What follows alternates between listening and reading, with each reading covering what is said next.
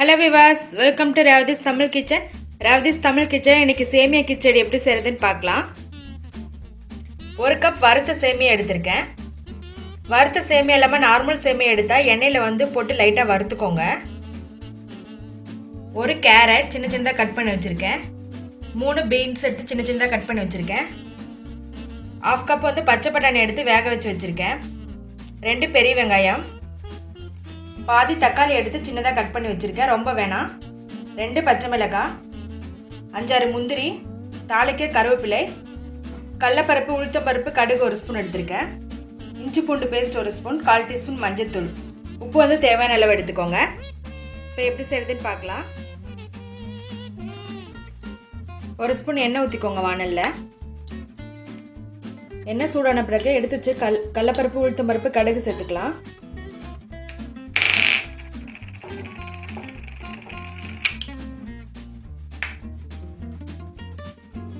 அடுத்ததா முந்திரி பருப்பு,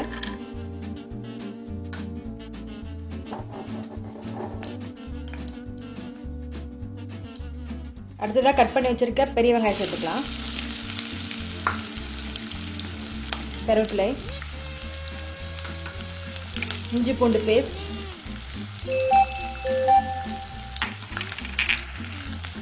சேர்த்து நல்லா வதக்கி விடுங்க.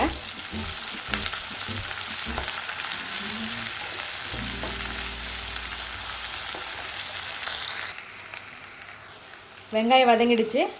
அடுத்ததாக கட் பண்ணி வச்சுருக்க தக்காளி சேர்த்துடலாம்.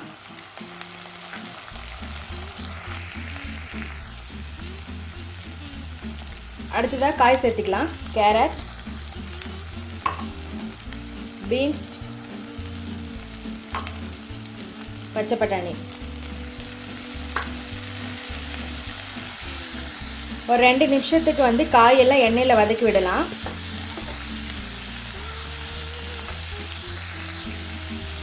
மஞ்சத்தூள் சேர்த்துக்கோங்க.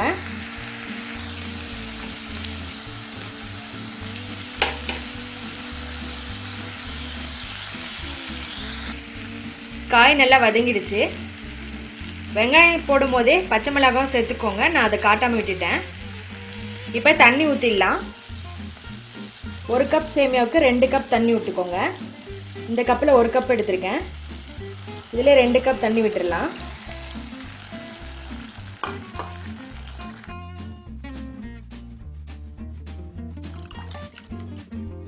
உப்பு வந்து தேவையான அளவு சேர்த்துக்கோங்க. தண்ணி நல்லா கொதிச்சு வரட்டும். தண்ணி நல்லா கொதி வந்துருச்சு. இப்போ சேமியா சேர்த்திடலாம்.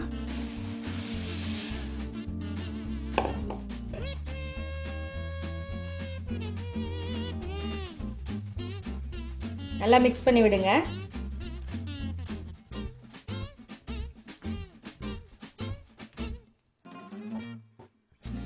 இந்த தண்ணியெல்லாம் நல்லா சுண்டி வரணும், நல்லா வேகணும்.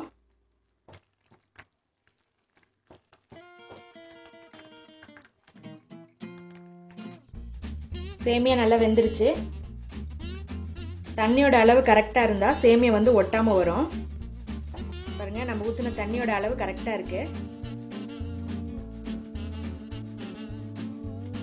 இப்போ மேலே கொஞ்சமாக மல்லி இலை போட்டுக்கோங்க. மிக்ஸ் பண்ணிவிட்டு ஆஃப் பண்ணிடலாம். சுவையான சேமியா கிச்சடி ரொம்ப ஈஸியாக பண்ணிட்டோம். நீங்களும் இதே போல் வீட்டில் செஞ்சு பாருங்கள். எங்கள் சேனலை சப்ஸ்கிரைப் பண்ணுங்கள், இந்த வீடியோவை ஷேர் பண்ணுங்கள். ரவ்திஸ் தமிழ் கிச்சன் பார்க்குற எல்லாருக்கும் ரொம்ப நன்றி.